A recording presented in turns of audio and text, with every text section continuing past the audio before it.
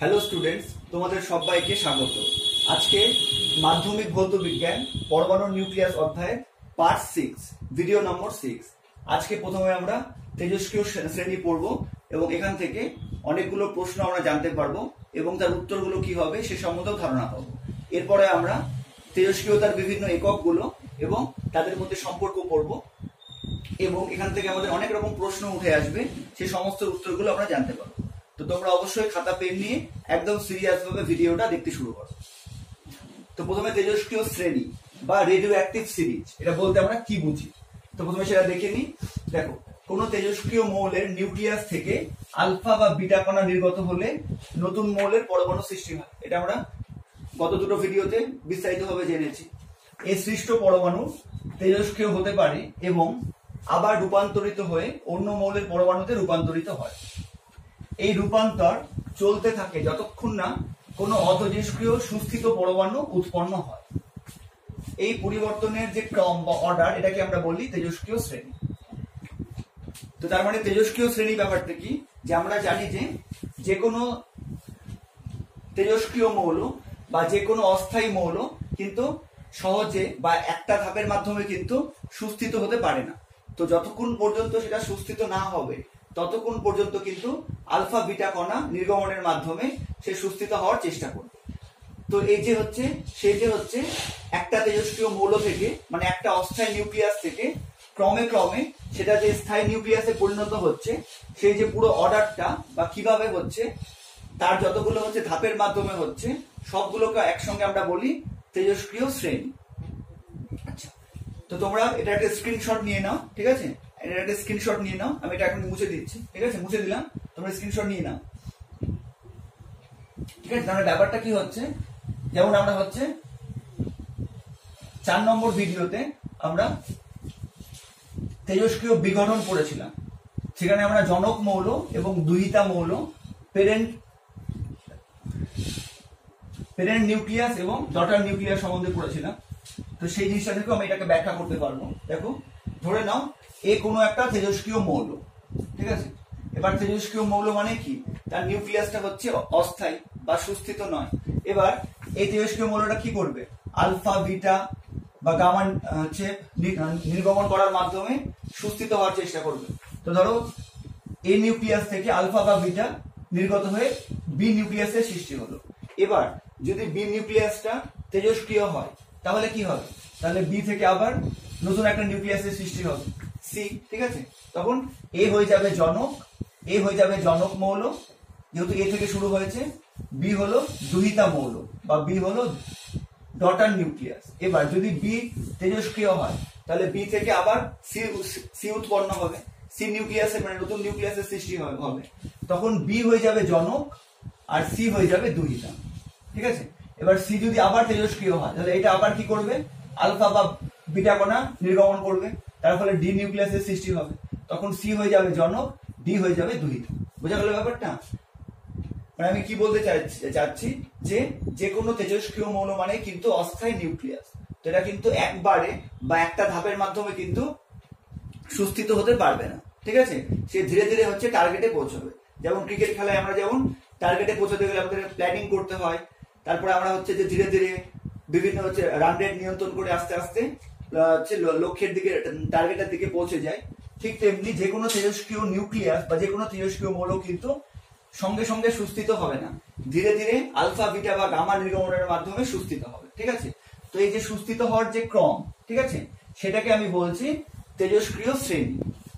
এই সুস্থিত হওয়ার যে ক্রম সেটাকেই বলছি তেজস্ক্রিয় শ্রেণী। আর এই ব্যাপারটা আবার বলছি, ধরে নাও এ একটা তেজস্ক্রিয় মৌল, কারণ এটা হচ্ছে জনক মৌল, এখান থেকে যদি বি মৌলের একটা সৃষ্টি হলো ধরলাম আলফা বা বিটা নির্গমনের মাধ্যমে, তাহলে বিটা হয়ে গেল দুহিতা মৌল, ঠিক আছে?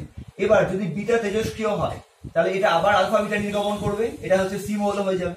তখন সি মৌলটা কার থেকে উৎপন্ন হলো, বি থেকে, বিটা হয়ে যাবে জনক মৌল বা জনক নিউক্লিয়াস, আর যেটা উৎপন্ন হলো সি, সেটা হয়ে যাবে দুহিতা নিউক্লিয়াস। এবার সিটা যদি আবার তেজস্ক্রিয় হয় তাহলে এটা আবার সুস্থিত হওয়ার জন্য আলফা বা বিটা কণা নির্গমন করবে, তাহলে সেখান থেকে ডি মৌল উৎপন্ন হলো। তখন ডি মৌলটা কি হয়ে যাবে, দুহিতা। আর ডিটা কার থেকে উৎপন্ন হলো, সি, সিটা তখন আবার হয়ে যাবে জনক। আবার একই রকম ভাবে ডি যদি আবার তেজস্ক্রিয় হয় তাহলে ডি থেকে আবার ই মৌল উৎপন্ন হবে, তখন ইটা হয়ে যাবে দুহিতা আর ডিটা হয়ে যাবে জনক। ঠিক আছে, বোঝা গেছে ব্যাপারটা? তারপরে আমরা বুঝলাম যে যে কোনো তেজস্ক্রিয় মৌল কিন্তু সঙ্গে সঙ্গে সুস্থিত হবে না। আচ্ছা, এবার এখান থেকে প্রশ্নটা তার মানে উঠছে যে এই যে রূপান্তর, মানে এক তেজস্ক্রিয় মৌল থেকে অন্য তেজস্ক্রিয় মৌলে রূপান্তর, বা সঠিকভাবে বললে অস্থায়ী নিউক্লিয়াস থেকে স্থায়ী নিউক্লিয়াস হওয়ার লক্ষ্যে এই যে রূপান্তর, সেটা কতক্ষণ চলবে? দেখো এর মধ্যে কিন্তু উত্তরটা পেয়ে গেছি।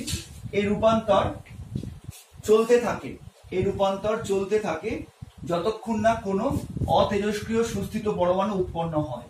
তো তার মানে কোনো তেজস্ক্রিয় মৌল কি করবে? সুস্থিত হওয়ার চেষ্টা করবে। কতক্ষণ পর্যন্ত? যতক্ষণ পর্যন্ত না সেটা অতেজস্ক্রিয় এবং সুস্থিত কোনো পরমাণু বা নিউক্লিয়াসে পরিণত হচ্ছে, ততক্ষণ পর্যন্ত কিন্তু এই হচ্ছে আলফা বিটা নির্গমন বা তেজস্ক্রিয় বিঘটন চলতে থাকবে। ঠিক আছে, তো আমরা সহজে এখান থেকে আমরা একটা প্রশ্ন পাচ্ছি যে তেজস্ক্রিয় বিঘটন কতক্ষণ চলে।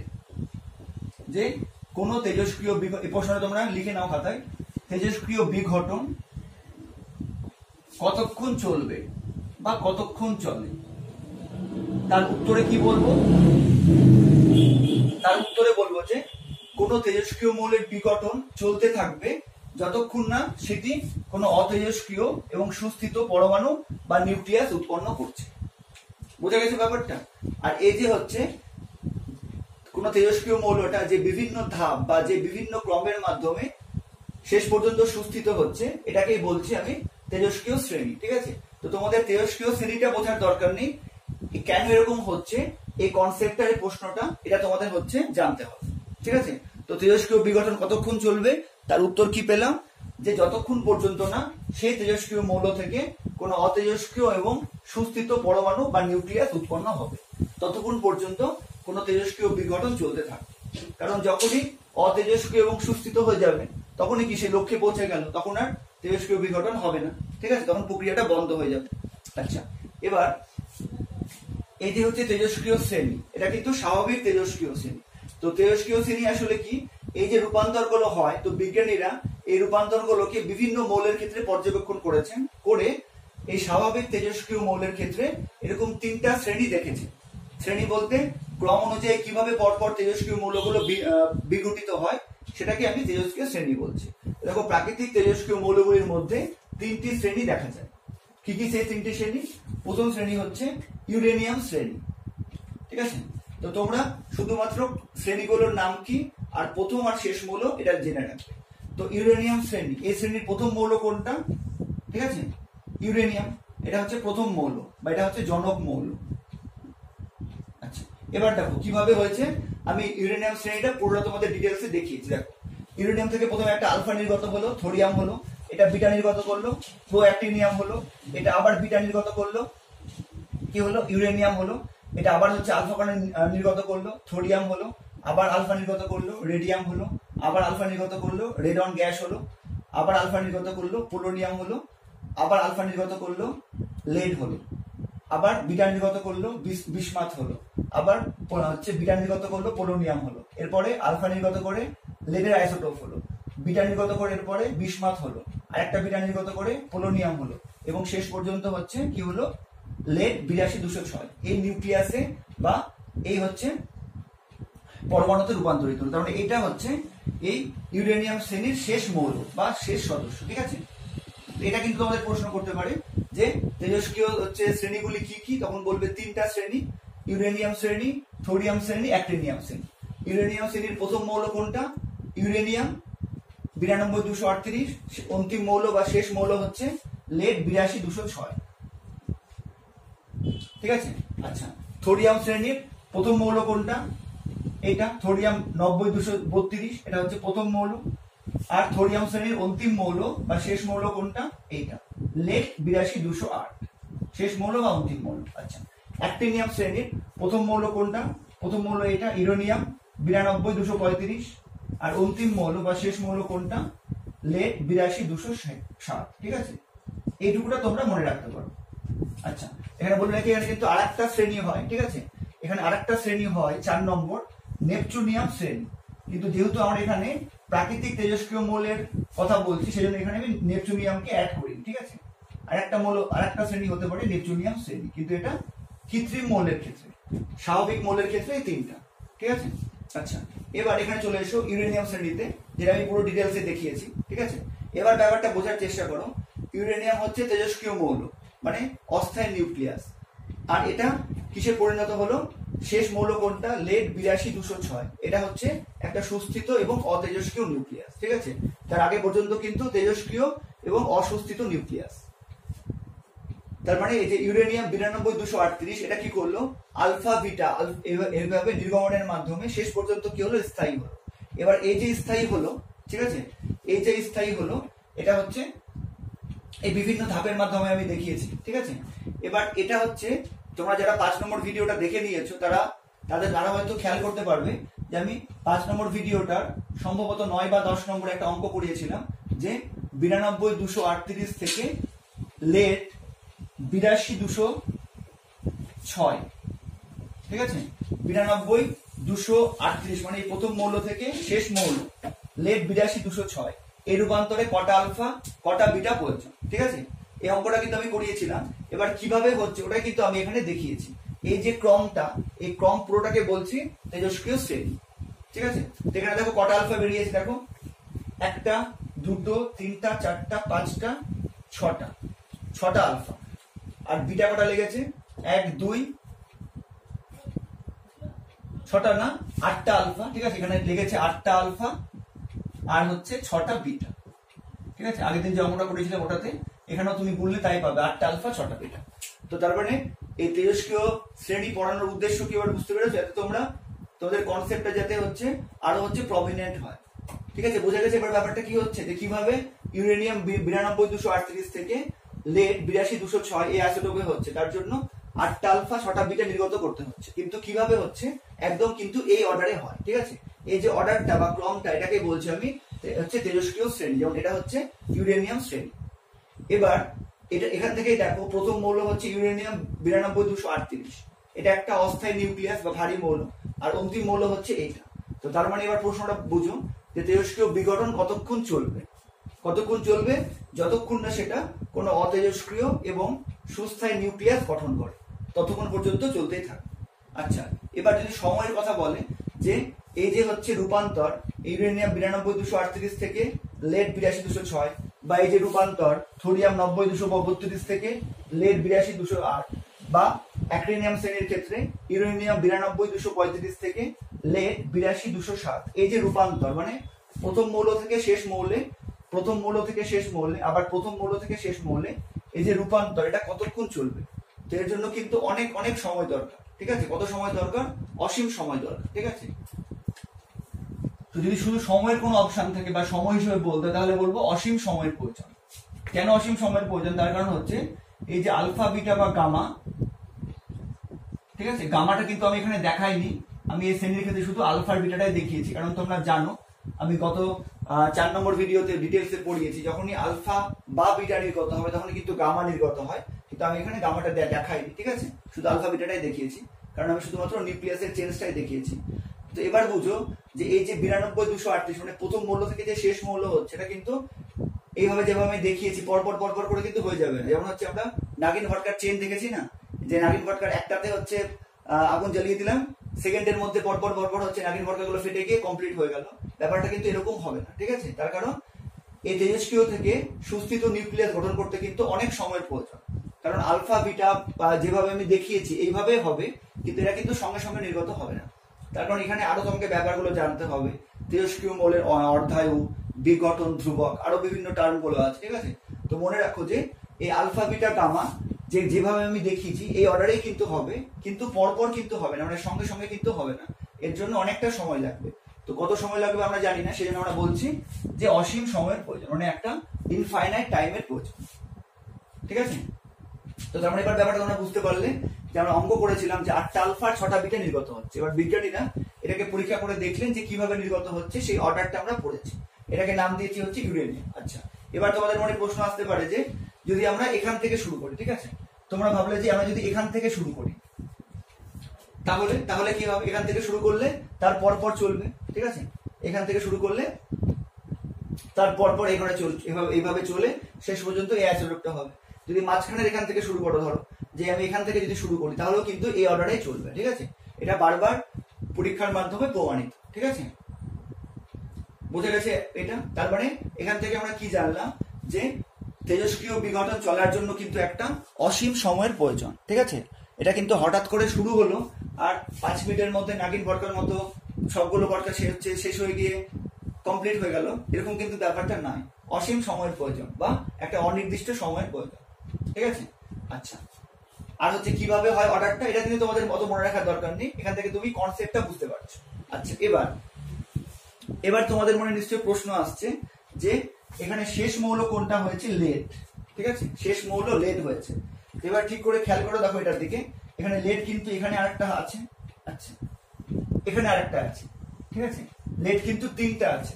এবার তোমরা তোমাদের মনে নিশ্চয়ই প্রশ্ন হচ্ছে যে লেড একটা হচ্ছে অতেজস্ক্রিয় মৌল, ঠিক আছে, এবং একটা সুস্থিত মৌল। এবার তো এইভাবে চলতে চলতে যখন লেড একবার হয়ে গেল, তখন এখানে তো স্টপ করে যাওয়া উচিত ছিল।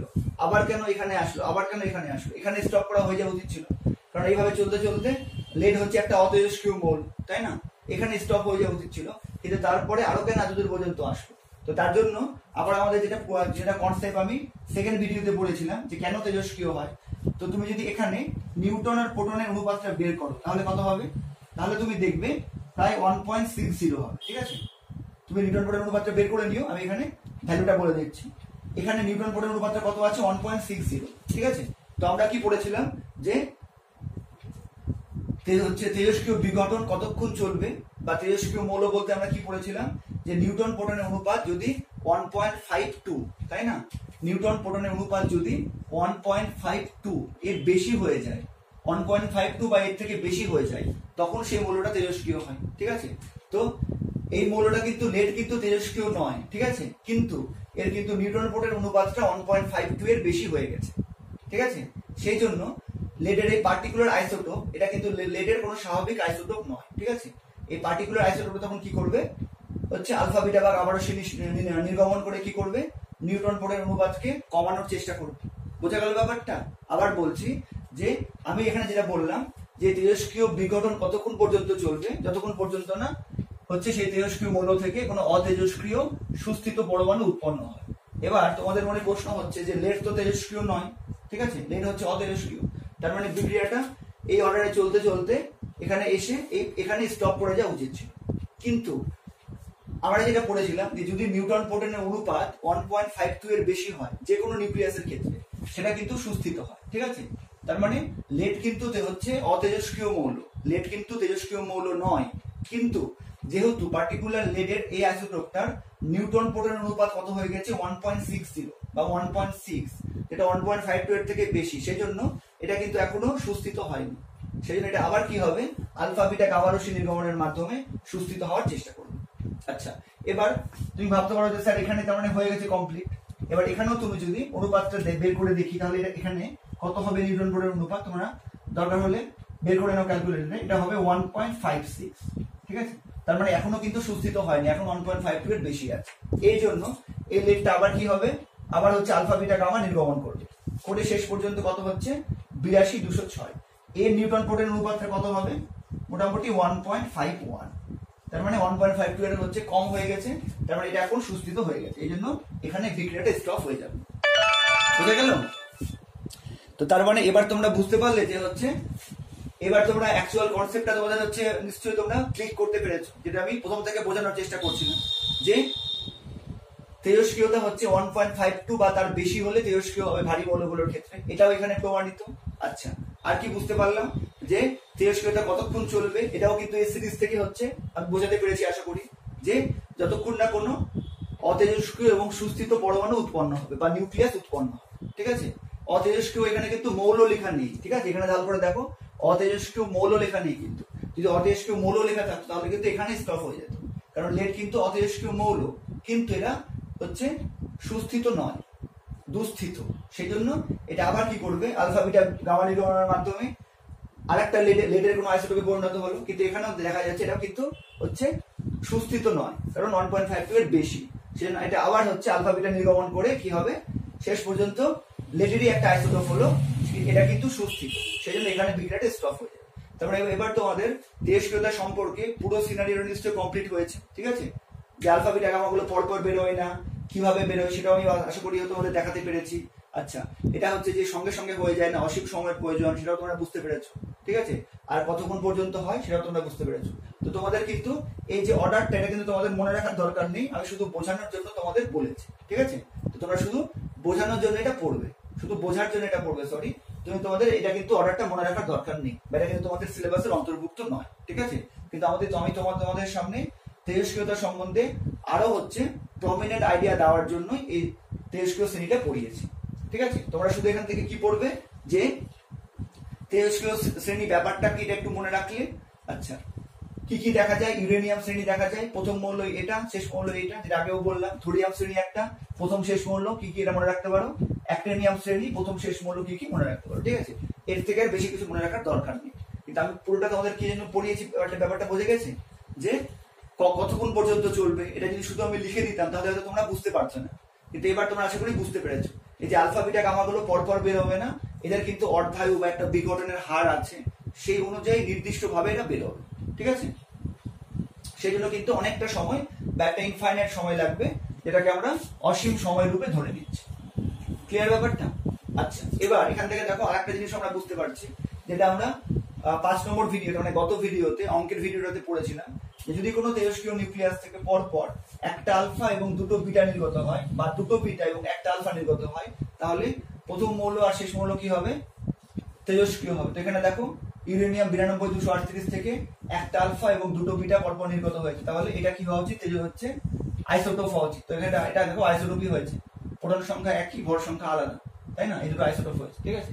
তো আমি সমস্ত ব্যাপারটা এর মধ্যে বোঝাতে পারবো বলেই কিন্তু আমি হচ্ছে এই শ্রেণীটা পড়িয়েছি, ঠিক আছে। তোমাদের কিন্তু এই অর্ডারটা মনে রাখার দরকার নেই, তোমরা এখান থেকে শুধু কনসেপ্টটাকে হচ্ছে কনসেপ্টের নির্যাসটা তোমরা শুধু গ্রহণ করবে।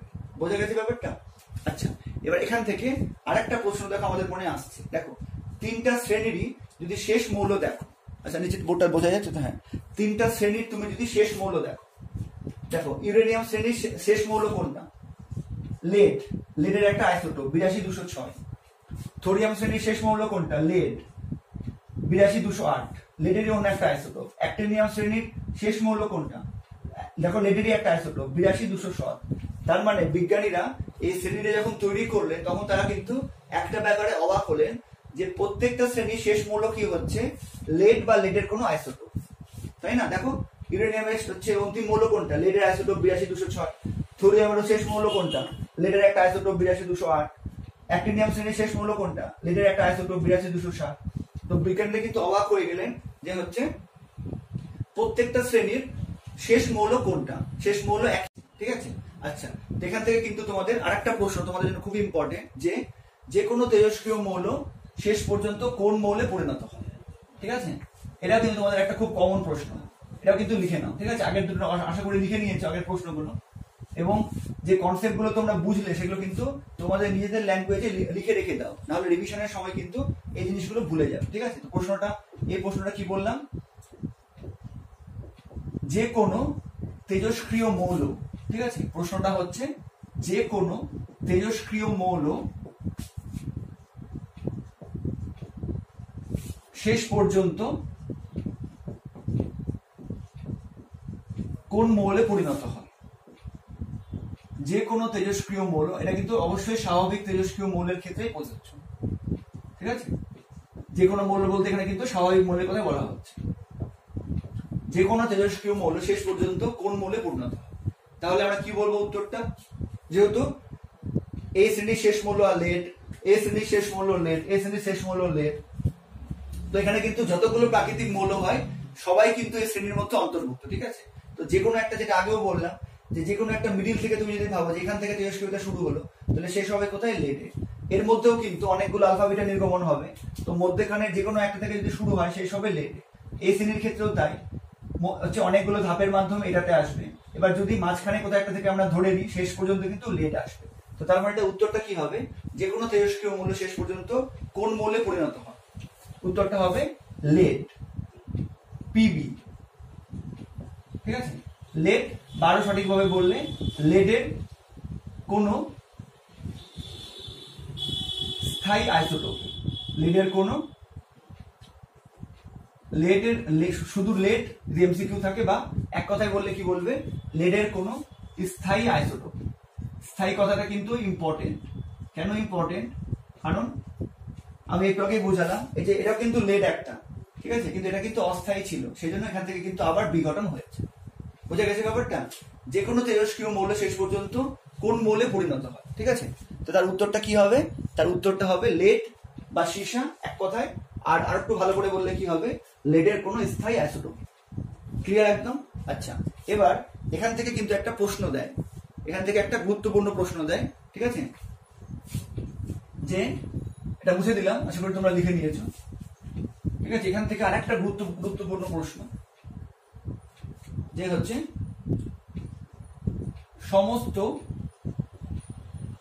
সমস্ত তেজস্ক্রিয় মৌলের খনিতে, ঠিক আছে, সমস্ত তেজস্ক্রিয় মৌলের খনিতে, এটাও কিন্তু খুব ইম্পর্টেন্ট, খুব কনসেপচুয়াল প্রশ্ন, সমস্ত তেজস্ক্রিয় মৌলের খনিতে লেড পাওয়া যায় কেন? মানে এবার ব্যাপারটা নিশ্চয়ই তোমরা বুঝতে পারছো, আন্দাজ করতে পারছো যে কেন লেড বা সীসা পাওয়া যায়। তার কারণ কি বলবো, ঠিক আছে, তার কারণ কি বলবো? তার কারণ বলবো হচ্ছে, কারণ যে কোনো তেজস্ক্রিয় মৌল শেষ পর্যন্ত লেড বা সীসার কোনো স্থায়ী আইসোটোপে পরিণত হয়, সেই জন্য তেজস্ক্রিয় মৌলের খনিতে লেড পাওয়া যায়, ঠিক আছে। এবার তোমাদের মনে প্রশ্ন হচ্ছে যে এই লেডই কেন পাওয়া যাচ্ছে? কারণ লেডের পরে, মানে লেডের আগে আর যে সমস্ত মৌল আছে সকলেই তো স্বাভাবিক অতেজস্ক্রিয় মৌল, তাই না? মানে আমাদের তেজস্ক্রিয়তা শুরু হচ্ছে কোথা থেকে? একদম প্রথম দিন পড়েছিলাম, তেজস্ক্রিয়তা আমাদের শুরু হচ্ছে কোথা থেকে? পোলোনিয়াম থেকে, তাই তো? পোলোনিয়াম 84-210, এই মৌল থেকে পরবর্তী সমস্ত মৌলই কি তেজস্ক্রিয়। একদম পার্ট 1 ভিডিওতে আমরা পড়েছিলাম, জেনেছিলাম। তার মানে এর আগের যে মৌল আছে কত, বিসমাথ 83-209, এটা কি? এটা কিন্তু হচ্ছে অতেজস্ক্রিয়, ঠিক আছে, এটাও কিন্তু অতেজস্ক্রিয়। তার আগে কি আছে? লেড 82-206, এটাও হচ্ছে অতেজস্ক্রিয়। এখন প্রশ্ন হচ্ছে যে এটা শেষ পর্যন্ত লেডেই কেন পরিণত হচ্ছে? এটা বিসমাথ হতে পারত, লেডের আগের আরো অসংখ্য মৌল আছে, সে সমস্ত মৌল হতে পারত, তাই না? তো লেড কেন হচ্ছে? বুঝতে পারছো ব্যাপারটা কি বলতে যাচ্ছি? সমস্ত তেজস্ক্রিয় মৌলের খনিতে কোন মৌল পাওয়া যায়? লেড পাওয়া যায়। কেন পাওয়া যায় ওটা আমরা এখান থেকে দেখলাম, যে কারণ যে কোনো তেজস্ক্রিয় মৌল শেষ পর্যন্ত তেজস্ক্রিয় রশ্মি বিঘটনের মাধ্যমে লেডের কোনো স্থায়ী আইসোটোপে পরিণত হয়, সেই জন্য লেড পাওয়া যায়। এবার যেটা প্রশ্ন আসছে আমাদের মনে, যে লেডই কেন পাওয়া যায়, তাই না? কারণ তেজস্ক্রিয়তা শুরু হচ্ছে কোথা থেকে? পোলোনিয়াম থেকে। তার আগে হচ্ছে যে বিসমাথ আছে, এটা কিন্তু অতেজস্ক্রিয়, তো বিসমাথ হতে পারত, ঠিক আছে। লেডের আগে অসংখ্য মৌল আছে, 81টা আরো মৌল আছে, তাদের মধ্যে যে কোনোটা মৌল হতে পারতো, কিন্তু তারা না হয়ে লেড কেন হচ্ছে, তাই না? এটা তোমাদের মাথায় প্রশ্ন আসছে তো? তো এই প্রশ্নের উত্তর বুঝতে গেলে আমাদের কি পড়তে হবে? ম্যাজিক সংখ্যা, ঠিক আছে। এটা মুছে দিচ্ছি, ম্যাজিক সংখ্যা পড়তে হবে, যে লেডই কেন হচ্ছে এই প্রশ্নের উত্তর পাওয়ার জন্য। বুঝে গেছে? লেড হবে এটা জানি আমরা, বা এটা প্রমাণিত, কিন্তু লেড কেন হচ্ছে এর জন্য কিন্তু বিজ্ঞানীরা আরো হচ্ছে অনুসন্ধান করলে, যে লেডের মধ্যে এমন কি আছে। তখন বিজ্ঞানীরা এই হচ্ছে লেডের অনুসন্ধান করতে করতে সমস্ত মৌল নিয়ে আরো গবেষণা করলো, সেখান থেকে বিজ্ঞানীরা কিন্তু হচ্ছে আর একটা নতুন তথ্য পেল, ম্যাজিক সংখ্যা। তো ম্যাজিক সংখ্যা কি, এটা এবার আমরা পড়বো। বোঝা গেল? যতগুলো প্রশ্ন বললাম তোমরা লিখে নাও। এবার আমরা হচ্ছে ম্যাজিক সংখ্যা কি সেটা পড়লে বুঝতে পারবো যে লেড কেন পাওয়া যায়, অন্য কোনো মৌল কেন পাওয়া যায় না। ওকে, যেসব নিউক্লিয়াসে 2, 8, 20, 28, 50, 82 বা 126 এত সংখ্যক প্রোটন বা নিউট্রন বা এই দুটোই থাকে, সেই সমস্ত নিউক্লিয়াসগুলি অত্যন্ত সুস্থিত হয়। নিউক্লিয়াসের স্থায়িত্ব নির্দেশকারী এই সংখ্যাগুলিকেই ম্যাজিক সংখ্যা বলে বা ম্যাজিক নাম্বার বলে। তো তার মানে বিজ্ঞানীরা বিভিন্ন মৌলর প্রোটন সংখ্যা এবং নিউট্রন সংখ্যা বিশ্লেষণ করে দেখলেন যে যে সমস্ত নিউক্লিয়াসে 2, 8টা, 20টা, 28টা, 50টা, 82টা বা 126টা এতগুলো হয় প্রোটন আছে বা নিউট্রন আছে বা দুটোই এত সংখ্যক আছে, সেই সমস্ত নিউক্লিয়াসগুলো খুব স্থায়ী হয় প্রকৃতিতে, তখন বিজ্ঞানীরা এই যে হচ্ছে নাম্বারগুলো, এই 2 থেকে 126 পর্যন্ত এই পার্টিকুলার নাম্বারগুলো, এদের একটা বিশেষ নাম দিলেন ম্যাজিক নাম্বার। তো তার মানে যে সমস্ত নিউক্লিয়াসের প্রোটন সংখ্যা এগুলোর মধ্যে যে কোনো একটা হবে, বা নিউট্রন সংখ্যা এদের মধ্যে যে কোনো একটা হবে, বা দুটোই এদের মধ্যে যে কোনো একটা হবে, তারা খুবই স্থায়ী হবে। এটা বিশ্লেষণ করে দেখা গেল। ঠিক আছে, যেমন এক্সাম্পল কি হবে,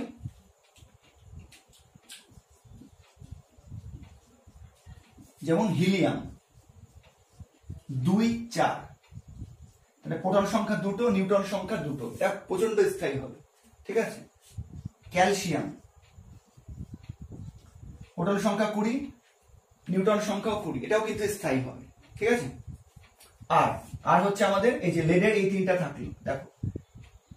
ঠিক আছে, 82 206 বা 82 207 বা 82 208, মানে এইগুলো বলছি। তার মানে প্রত্যেকটা সক্রিয়তা শ্রেণীর, ঠিক আছে, শেষ মৌলগুলো দেখো কি হচ্ছে, লেড হচ্ছে। তার কারণ কি এবার নিশ্চয়ই বুঝতে পেরেছো। তার কারণ লেড একটা হচ্ছে প্রচন্ড সুস্থিত মৌল, তার কারণ লেডের যে প্রোটন সংখ্যা 82, এটা একটা ম্যাজিক নাম্বার, সেই জন্য লেডটা খুবই স্থায়ী। ঠিক আছে, তো এবার বিজ্ঞানীরা বুঝতে পারলো যে তেজস্ক্রিয় মৌলের খনিতে হচ্ছে লেড কেন পাওয়া যায়, কেন আশেপাশের অন্য কোনো মৌল পাওয়া যায় না। কারণ তেজস্ক্রিয়তা যেখান থেকে শুরু হচ্ছে, পোলোনিয়াম, এখান থেকে শুরু হচ্ছে তেজস্ক্রিয়তা।